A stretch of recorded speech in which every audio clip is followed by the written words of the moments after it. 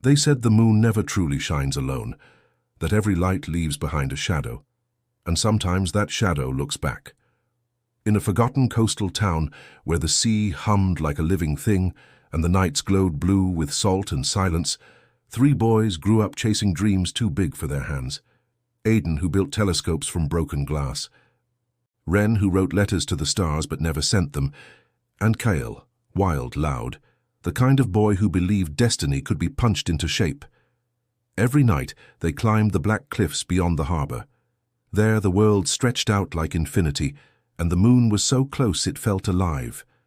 They'd sit together whispering impossible things, about flying, about touching the stars, about shouting their names from the moon's surface so the world would finally listen. Then, one summer night, Ren saw it. A shadow crossing the moon's face, slow, deliberate, alive. At first they thought it was nothing, clouds maybe. But the next night it came again, and with it came a sound, deep, steady like a heartbeat inside the earth. Aidan recorded it with his old cassette player.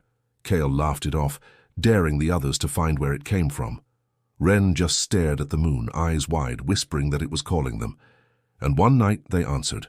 The town slept beneath a silver glow. The boys met by the cliffs, flashlights shaking in their hands. The air felt wrong, heavy, electric. When they looked up, the moon was no longer white. It was bleeding darkness. Black threads unfurled from its surface, reaching like fingers through the sky. One of them touched the sea and the tide froze mid-motion. Then, silence. A heartbeat. A flash. And the world turned inside out. They were no longer on the cliffs. They stood in a place that looked like the world but hollow, painted in shadows and trembling light. The moon hung impossibly close, enormous and blue, its surface pulsing like a living thing. Ren whispered, "We're inside it." The ground beneath their feet was made of dust that whispered when they moved. Aidan reached down. It shimmered like silver ash. Then, from the horizon, something rose.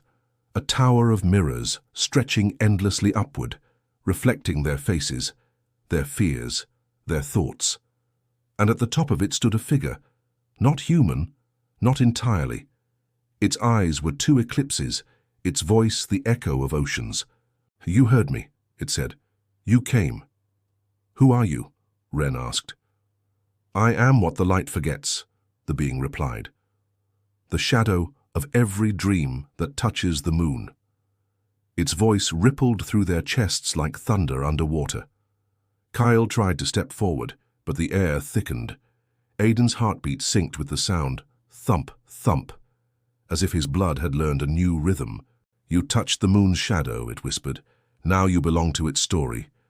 The world fractured. When Aidan opened his eyes, the boys were back on the cliffs. The moon was calm again.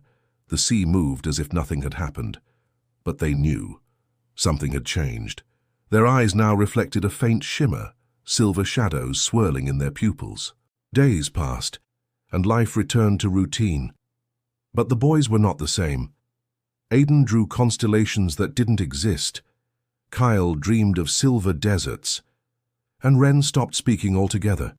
He'd sit by the pier, staring at the waves, writing in a notebook no one could read. Until one night he vanished. They found the notebook washed ashore. Every page said the same thing. The moon remembers. The town whispered they were cursed, that they had seen something humans weren't meant to see. But Aidan didn't believe in curses. He believed in signs. And when the sound returned, the same heartbeat, faint but constant, he followed it.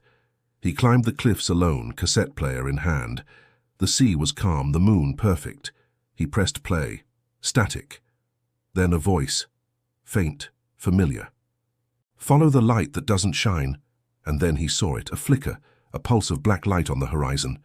He stepped closer. The tide pulled him in. Cold, endless. He didn't fight.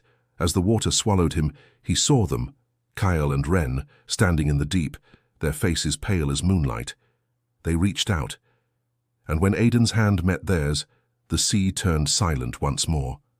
In the morning, fishermen found his cassette recorder among the rocks. It was still running.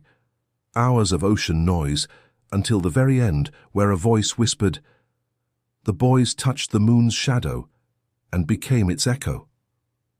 Now, when the tide rises and the moon hangs low, people say they hear laughter in the cliffs, faint, distant, like children calling from another world. And if you listen long enough, you can still hear it, that heartbeat, that impossible sound, the moon remembering its own shadow.